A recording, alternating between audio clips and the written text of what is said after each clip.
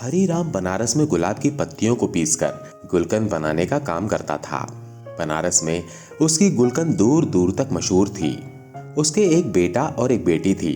बेटी का नाम सुकन्या था और वो गुलकंद बनाने में अपने पिता का पूरा साथ देती थी और इस काम में अपने पिता की ही तरह माहिर थी। सुकन्या के स्कूल में पढ़ाई के साथ साथ नृत्य कला, गायन कला और वाद्य कला का अभ्यास कराया जाता था। सुकन्या ने वाद्य कला में बांसुरी का चुनाव किया और उसमें वो पूरी तरह निपुण हो गई थी।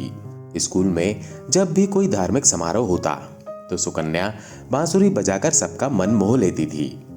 हरीराम बनारस में तो गुलकंद का व्यापार करता ही था, साथ ही वो हर शहर में जाकर गुलकंद बेचा करता था। इस काम में उसकी बेटी उसके साथ जाती थी क्योंकि उसका बेटा अभी छोटा था और उसका ज्यादा रुझान पढ़ाई की तरफ था। लेकिन सुकन्या को अपने पिता का साथ देना बहुत अच्छा लगता था। ऐसे ही बाप बेटी शहर शहर जाकर गुलकंद बेचकर अच्छी कमाई कर लेते थे। एक बार उनको वृंदावन में गुलकंद बेचने का सौभाग्य प्राप्त हुआ। दोनों बाप बेटी वृंदावन में एक धर्मशाला में ठहरे। हरिराम का नियम था, जब भी वो किसी दूसरे शहर में जाता तो सबसे पहले बनाई हुई गुलकंद को वो किसी मंदिर में भोग लगाता था। वृंदावन में आकर जब उसने गुलकंद बनाई तो उसने एक दोने में गुलकंद को रखा और अपनी बेटी के साथ राधा रमन जी के मंदिर के प्रांगण में गया और वहां जाकर गुलकंद से भरा हुआ दोना सुकन्या और उसके पिताजी ने राधा रमन जी के चरणों में रख दिया। मंदिर के पट अभी बंद थे। तभी सुकन्या, जो हर रोज अपनी बांसुरी का अभ्यास जरूर करती थी क्योंकि बांसुरी बजाए बगैर उसको चैन नहीं आता था, तो मंदिर के प्रांगण में बैठकर आज राधा रमन जी को अपनी बांसुरी वादन सुनाने लगी। बांसुरी की धुन छेड़ते ही मंदिर के प्रांगण में ऐसा माहौल बन गया कि हर कोई उसकी बांसुरी की धुन को सुनकर मंत्रमुग्ध हो गया। जब मंदिर के पट खुले तो गोसाई जी ने हरिराम और सुकन्या के लाए गए गुलकंद के दोने को राधा रमन जी के आगे रख दिया। गोसाई जी, जो कि राधा रमन जी के हर भाव से परिचित थे, उन्होंने देखा कि आज राधा रमन जी के मुख पर बहुत प्रसन्नता का भाव है। उनके मुख की मुस्कान बहुत ज्यादा तीखी हो गई थी। उनके कटाक्ष नेत्र खुशी से और फैले हुए थे। गोसाई जी ये देखकर हैरान हो गए कि आज राधा रमन जी इतने प्रसन्न क्यों हैं। तभी उनका ध्यान मंदिर के प्रांगण में बैठी सुकन्या पर पड़ा, जो कि बांसुरी बजाने में मग्न थी। गोसाई जी समझ गए कि राधा रमन जी बांसुरी की धुन सुनकर प्रसन्न हो रहे हैं। सुकन्या बांसुरी बजाने में इतनी मग्न थी कि उसको पता ही नहीं चला कि कब मंदिर के पट खुल गए हैं। लेकिन जब उसने अपनी बांसुरी की धुन को विश्राम दिया और उसके नेत्र जब राधा रमन जी के साथ मिले तो राधा रमन जी के कटाक्ष नेत्र उसके हृदय को ऐसे भेद गए कि वो तो बस उनको देखती ही रह गई। तभी हरिराम ने सुकन्या को कहा, बेटा दर्शन हो गए हो तो चलें। सुकन्या राधा रमन जी को निहारती हुई वापस धर्मशाला आ गई। अब तो हर रोज सुकन्या और उसके पिता गुलकंद बनाकर मंदिर लेकर जाते और सुकन्या बांसुरी की धुन छेड़ती और राधा रमन जी और सभी लोग उसकी बांसुरी की मधुर धुन सुनकर मंत्रमुग्ध हो जाते। ऐसा काफी दिनों तक चलता रहा। हरिराम ने कहा कि बेटा, अब हमें आए हुए काफी दिन हो गए हैं, अब हमें अपने नगर वापस चलना चाहिए।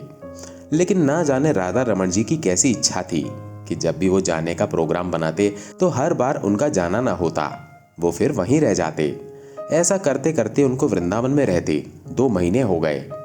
सुकन्या का तो यहाँ से जाने का मन ही नहीं कर रहा था क्योंकि वो तो राधा रमन की दीवानी हो चुकी थी और उधर राधा रमन जी, जो कि आज तक अपनी बांसुरी की धुन से सारे वृंदावन में रमन करते थे, अब तो सुकन्या की बांसुरी की धुन सुनकर मंत्रमुग्ध हो रहे थे।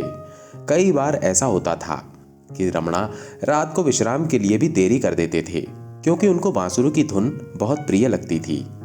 जब इनको सुनाने के लिए मंदिर के पट बंद करने के लिए गोसाई जी जाते तो किसी न किसी बहाने राधा रमन जी मंदिर का पट बंद ही नहीं करने देते। ऐसा कई बार गोसाई जी ने देखा था। वो समझ चुके थे कि सुकन्या की बांसुरी की धुन राधा रमन को पसंद आ चुकी है। अब यहाँ से सुकन्या और हरिराम का जाने का समय आ गया। बड़े ही भारी मन से सुकन्या और हरिराम राधा रमन जी को छोड़कर अपने नगर बनारस चल पड़े। जब सुकन्या राधा रमन जी के मंदिर से निकली, उसके कदम आगे बढ़ ही नहीं रहे थे। उसको ऐसे लग रहा था कि उसके पाँव में किसी ने बहुत भारी वजन के पत्थर रख दिए हों और वजन के कारण उससे चला नहीं जा रहा था।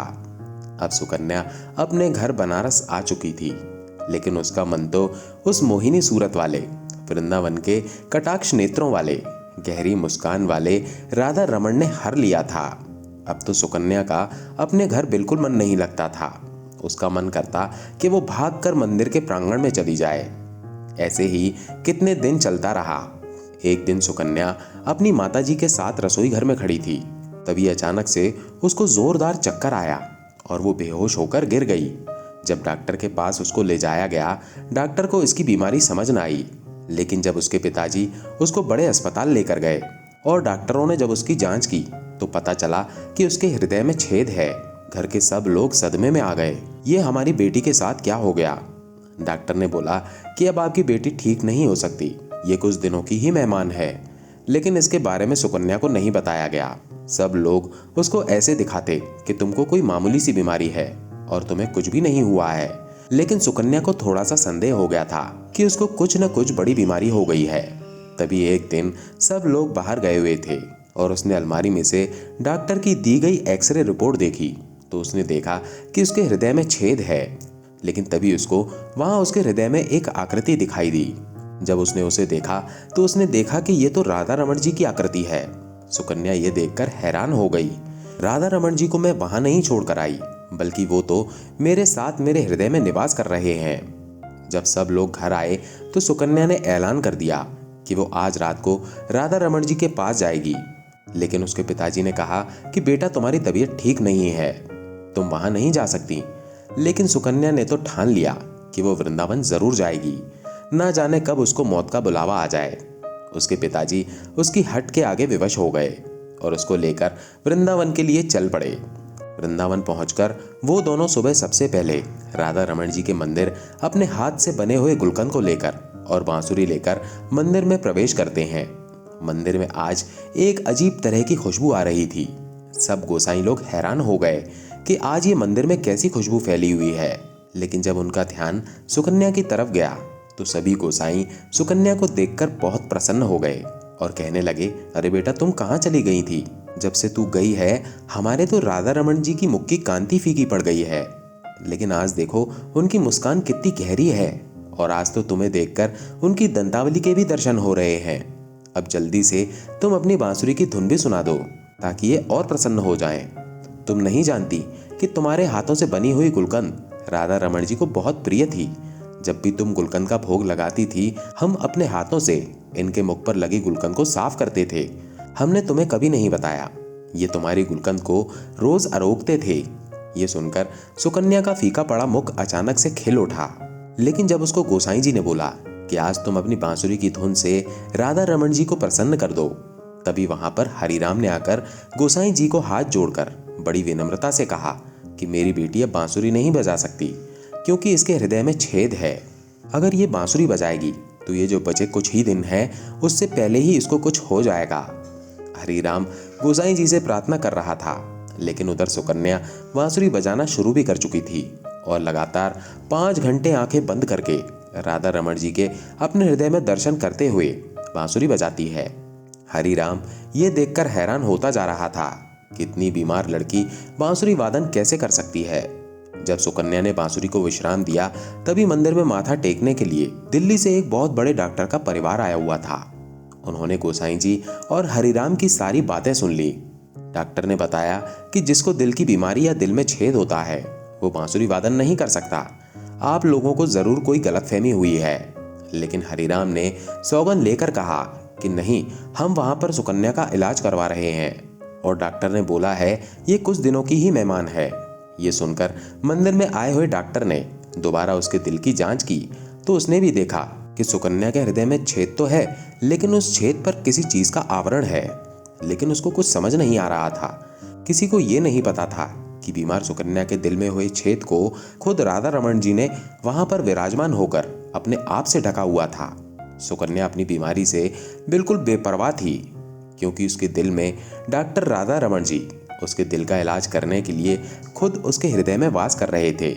ये बात सुकन्या और राधा रमण जी ही जानते थे। सुकन्या ने ऐलान कर दिया कि जब तक उसकी जिंदगी है तब तक वो राधा रमण जी को छोड़कर कहीं नहीं जाएगी। उसके पिता ने उसको समझाने की बहुत कोशिश की, लेकिन वो अपनी बात पर अड़ी रही। इस बात को 25 साल हो गए। सुकन्या के बाल सफेद हो चुके थे, लेकिन राधा रमन जी की कृपा से उसका हृदय आज भी तंदुरुस्त था। उसको कुछ भी नहीं हुआ था। जिस पर ठाकुर जी की कृपा हो जाए उसको कोई बीमारी छू भी कैसे सकती है। अगर कभी भूलवश कोई बीमारी उसके भक्तों के पास आ भी जाए तो ठाकुर जी इतने कृपालु हैं कि उनकी कृपा से सारी चिंताएं, सारी बीमारी छू मंतर हो जाती है। तो दोस्तों, कैसी लगी आपको ये वीडियो? अगर अच्छी लगी हो तो कमेंट में जय श्री कृष्णा अवश्य लिखें। धन्यवाद।